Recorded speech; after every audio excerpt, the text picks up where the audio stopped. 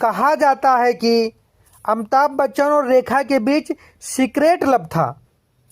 अमिताभ ने जब रेखा संग काम करना शुरू किया तो वो शादीशुदा थे और उनकी पत्नी थी सुपरस्टार जया भदूड़ी, जो शादी के बाद जया बच्चन हो गई।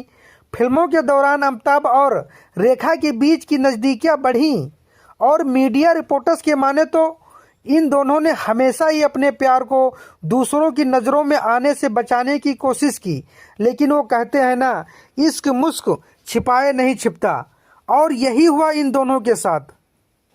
एक बार जो इनके बीच का रिश्ता निगाहों की पकड़ में आया तो फिर ये प्यार छिप न सका। लेकिन जिस तरह इनकी चोरी छिपे प्यार के चर्चे खूब होते हैं, वैसे ही इनके सीक्रेट ब्रेकअप की भी कई किस्से हैं। दोनों की प्रेम कहानी का अंत जिस तरह हुआ वो भी किसी फिल्मी की कहानी की तरह है, और इसका ताना बाना बुना गया अमिताभ बच्चन के घर पर ही। कहा जाता है कि जब अमिताभ बच्चन और रेखा के प्यार के किस्से उस वक्त हर किसी की जुबां पर थे, यूं ही तो हर कोई भी दबी हुई जुबां में ही बात कर रहा था, लेकिन ये किस्से जया बच्चन के कानों तक भी जा पहुंचे।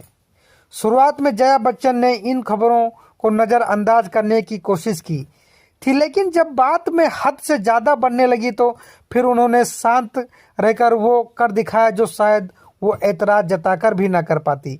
उस वक्त जया ने रेखा को अपने घर पर खाने पर बुलाया, और ख़ास बात यह है कि उस वक्त अमिताभ मुंबई में नहीं थे बल्कि शूटिंग के सिलसिले में बाहर थे। रेखा ने भी उस वक्त हिम्मत दिखाते हुए जया के आमंत्रण को स्वीकार किया और वो डिनर के लिए बच्चन हाउस पहुंच गई। और मीडिया रिपोर्टर्स के माने तो डिनर के वक्त दोनों में ढेर सारी बातें हुई और इस दौरान अमिताभ के बारे में जिक्र तक नहीं हुआ। लेकिन जब डिनर के बाद जया रेखा के बाहर तक छोड़ने आई तो उन्होंने कुछ ऐसा कह दिया कि अमिताभ और रेखा हमेशा के लिए अलग हो गए। जब जया और रेखा के साथ डिनर किया तो अगले दिन अखबारों की सुर्खियां में इनकी मीटिंग के खूब किस्से छपे थे। मीडिया में छपी खबरों के मुताबिक इस शाम जया बच्चन ने रेखा से कहा था कि वो अमित को कभी नहीं छोड़ेंगी, और ये बात सुनकर रेखा दंग हो गई थी और उन्हें शायद समझ भी आ गया था कि उनका अमिताभ संग रिश्ता कभी मुकम्मल नहीं होगा।